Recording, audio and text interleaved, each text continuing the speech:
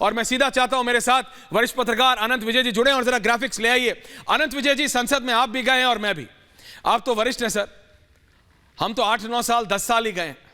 लेकिन पुरानी संसद में भी अनंत विजय जी अगर जाना होता था, अगर जेब में सिक्के निकल आए ना, कि सपोजिंग अगर बंडी पहनी है या अगर जैकेट पहनी है ठंड के समय या गर्मी में जीन्स में सिक्के निकल आए, तो जो आउट गेट था सर, जिससे पत्रकार आउट और इन करते हैं, और जो गेस्ट पास वाले आते हैं, जिससे पहले लाइब्रेरी में जाते थे और जिससे पहले मतलब एंट्रेंस में जाते थे, वो सर वहीं से पास नहीं होने देते थे।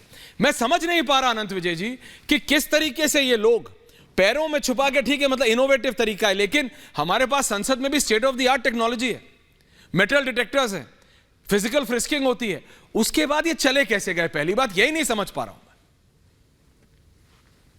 आनंद जी देखिए ऐश्वर्य जी, मुझे तो लगता है कि ये बहुत ही गंभीर चूक है सुरक्षा में, क्योंकि आप जितनी बातें बता रहे हैं इतना ही नहीं, इसके अलावा अगर आपको ध्यान हो तो 2001 के बाद जो परिवर्तन किए गए थे उसमें गेट से घुसने के बाद अगले गेट और उसके अगले गेट पे आपके फोटोग्राफ्स भी डिस्प्ले होते हैं कि कौन आदमी आ रहा है, किस गलियारे से आ रहा है, कहां से आ रहा है। और मतलब अगर इतना ये स्मोक बॉम्ब नहीं कहे, मतलब स्मोक का कैन लेके, या अगर वो टेट्रा पैक भी है वो भी चला गया, तो स्मोक तो क्या, स्मोक डिटेक्टर तो होता है उनके पास। पता नहीं कि मुझे तो बहुत हैरानी हो रही है और मुझे ये किसी बड़े षड्यंत्र का हिस्सा लगता है। और जिस प्रकार से आप बता रहे हैं कि मंगलोर, हिसार, जींद, लखनऊ में भी उसके घर, सागर शर्मा के घर पुलिस पहुंच चुकी है अभी, और हिसार में भी उसके कमरे को सील कर दिया गया जहां वो नीलम जी रहती थी और नीलम के कमरे को सील कर दिया गया है।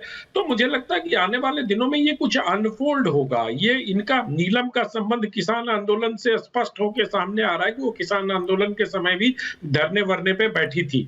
तो ये जो सारी चीजें वो किसी बड़े षड्यंत्र की ओर इशारा करती हैं, और मुझे लगता है कि कहीं ना कोई व्यक्ति इनके साथ मिला जरूर होगा। क्योंकि आप देखिए वो किस प्रकार से ऊपर से कूदता है, कूदने के बाद वो सीट पर कूदता, उछलता, फांदता, इधर उधर करता है, फिर वो अपने पांव से कुछ निकालता है।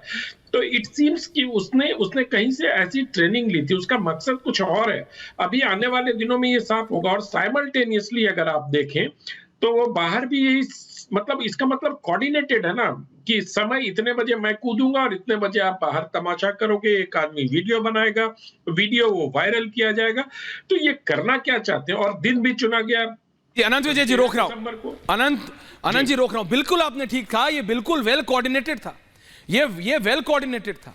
और मैं आपको चाहता हूं सर, मैं अपने दर्शकों को 2 बाइट सुनाना चाहता हूं, और मैं चाहता हूं अनंत जी आप रुकिए। जो आपने संसद के 2-3 गेट्स की बात की, बिल्कुल, पर जो नई है सर, जो नई संसद है उसमें तो बायोमेट्रिक्स भी है। अब जब पत्रकार अपना पास बनवाते हैं या अगर कोई विजिटर्स पास बनवाता है तो उसके 4 राइट फिंगर्स, 4 लेफ्ट फिंगर्स, दोनों अंगूठे, सारा बायोमेट्रिक जाता है। तो ये तो पता लग गया कि ये व्यक्ति कौन है, लेकिन ये नहीं समझ पा रहा अभी भी कि इतने सब सिक्योरिटी के थ्रू होके वो कैन ले कैसे गए। एक व्यक्ति तो कूद नहीं पाया, उसके भी पैर से निकला है। एक जो कूद गया था, क्योंकि उसने जब देखा कि कूदने के बाद सांसद ही कूट रहे हैं उसे, तो वो कूदा ही नहीं ऊपर से नीचे, लेकिन उसको पकड़ लिया क्योंकि वो आधे रास्ते में था, कूदने की तैयारी में था। तो वहां पे जो दर्शक दीर्घा में एक वॉच एंड वार्ड जिसे कहते थे, अब जो पार्लियामेंट सिक्योरिटी गार्ड्स हो गए हैं, उनको हमेशा रहना चाहिए आनंद जी।